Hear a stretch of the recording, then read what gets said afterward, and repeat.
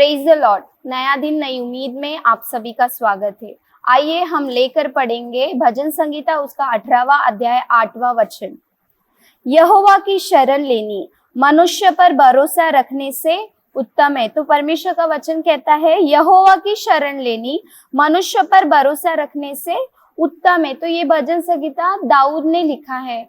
हम दाऊद का उदाहरण इसमें ले सकते हैं कि दाऊद बचपन से ही मतलब उसको ठुकराया गया था, उसको कोई इतना प्रेम नहीं करता था, उसका फैमिली मेंबर्स कोई भी प्रेम नहीं करता था। उसको भेड़ चराने के लिए भेज दिया जाता था और फिर वो जंगलों में अपनी भेड़ें चराता था।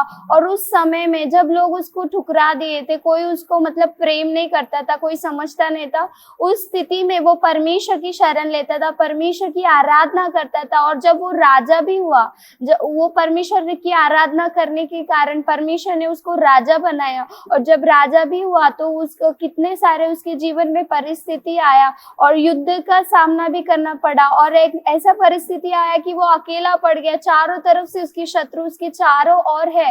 तो उस परिस्थिति में भी उसने परमेश्वर को पुकारा और परमेश्वर ने उसको छुड़ाया। तो इस वचन में लिखता है कि यहोवा की शरण लेनी मनुष्य पर भरोसा रखने से उत्तम है। तो हमारे जीवन में हम किसकी शरण लेना है? क्या मनुष्य की शरण लेना है या परमेश्वर की शरण लेना है? क्योंकि हम कई बार देखेंगे हम मनुष्य पर भरोसा करते कि हाँ ये मेरे लिए ये कर देगा, वो मेरे लिए वो कर देगा, लेकिन सही जब समय आता है तो वो हमारे लिए नहीं करते हैं। लेकिन अगर हम परमेश्वर को अपनी शरण बनाएंगे, जब हम उसकी उपस्थिति में जाएंगे, जब हम उस पर भरोसा करेंगे तो परमेश्वर विश्वास योग्य है। मनुष्य जो कहा हुआ बात वो भूल जाएगा, लेकिन परमेश्वर से हम जो मांगते हैं, जब हम परमेश्वर की शरण लेते हैं तो वो कभी नहीं भूलता।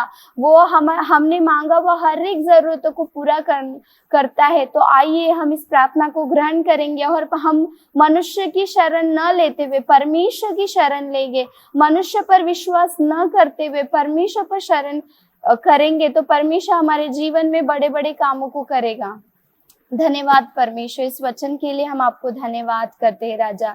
यहोवा की शरण लेनी मनुष्य पर भरोसा रखने से उत्तम है। परमेश्वर देखने वालों को इस वचन के द्वारा आशीष कीजिए परमेश्वर, उनको विश्वास दीजिए कि ताकि वो आपकी शरण ले सके परमेश्वर, और आप उनके जीवन में अद्भुत कामों को कीजिए। सारा आदर सारी महिमा आपको देते हैं। उद्धारक यीशु के नाम से प्रार्थना सुने स्वर्गीय पिता, आमीन।